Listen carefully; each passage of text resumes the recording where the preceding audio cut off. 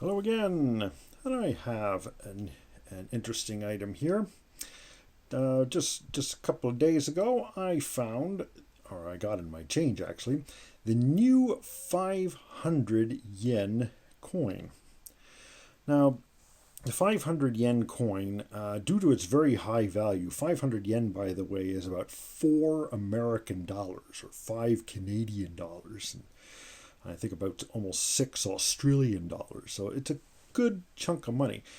And it is probably the world's highest circulating coin in terms of values, most highest circulating denomination. And so it is prone to counterfeiting. And this has been a really big problem. Other countries, of course, have had problems with some of their high coins, but in Japan it's particularly bad. Now, let's do a little history here. We'll go back to the first issue. Let's see, I got some of the first ones here. Let's see. Here we go. Let's take a look at this one. This was one of the first ones. It was made out of cupronickel, and it is it was the date on it, of course, 1989. This is the last year of Emperor Showa, as he was called, Emperor Hirohito. And so he died in January, so there weren't very many of these particular coins made, the 64th year of Showa. So this coin is relatively rare, and as I say, it was made out of cupronickel.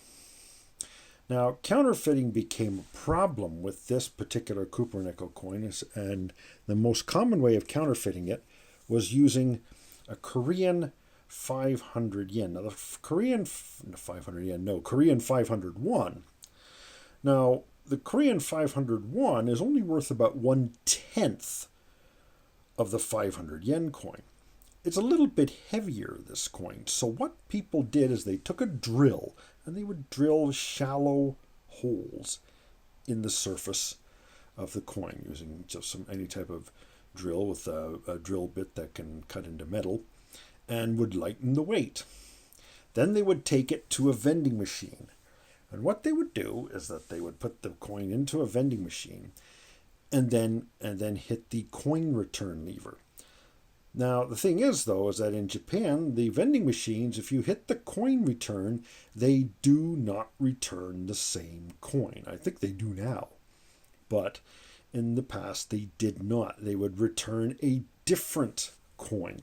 So they would get back a genuine 500 yen coin, and the vending machine company is stuck with a 500 won Korean coin that has holes drilled in it.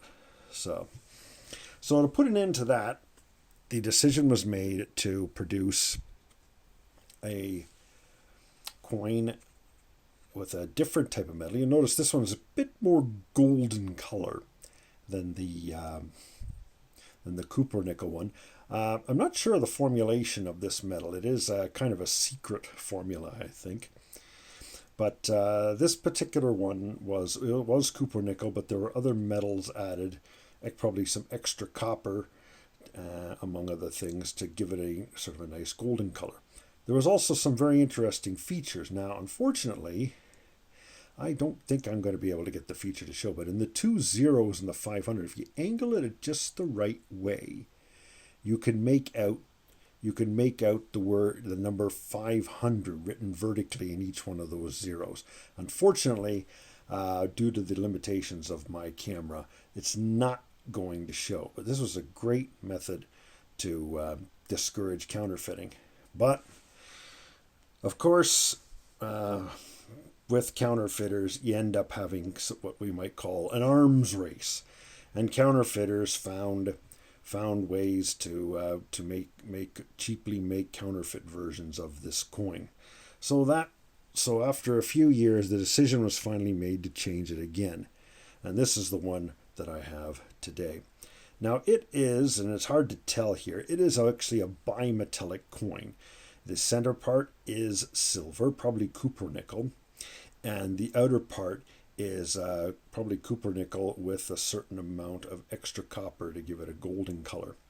One other thing I discovered is that the cupronickel center actually is made up of 3 layers. You have cupronickel, and then a layer of copper, pure copper, and then another layer of cupronickel.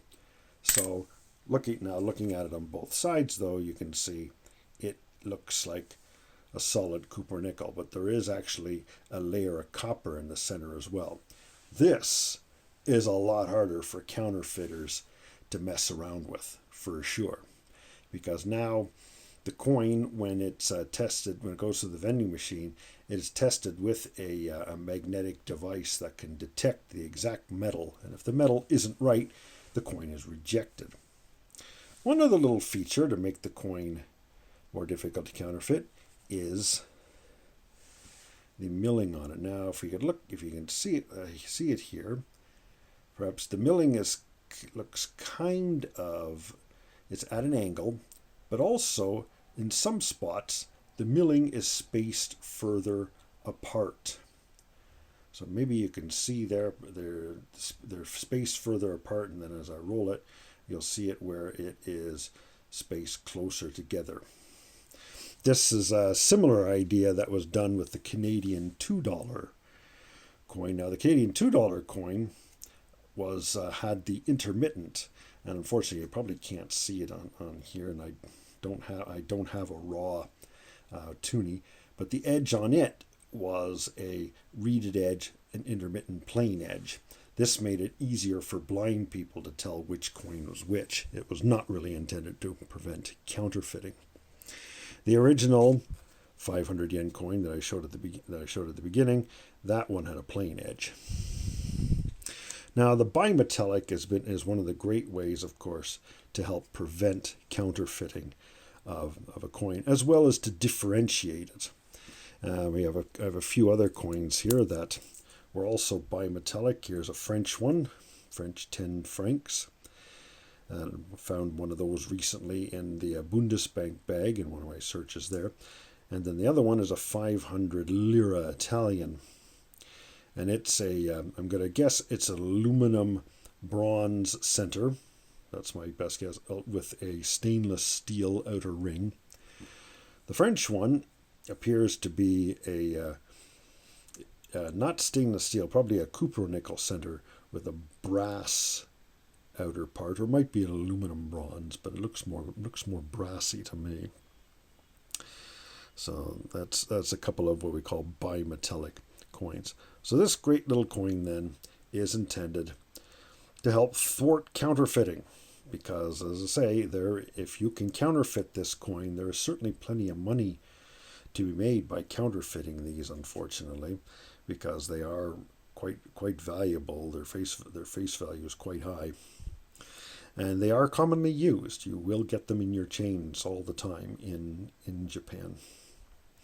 So, that's the new Japanese 500 yen coins, trying to stay one step ahead of the counterfeiters, and hopefully they will be successful in doing so. So, if you like this video, please subscribe, and of course, please don't forget to ring the bell. And thank you very much for watching.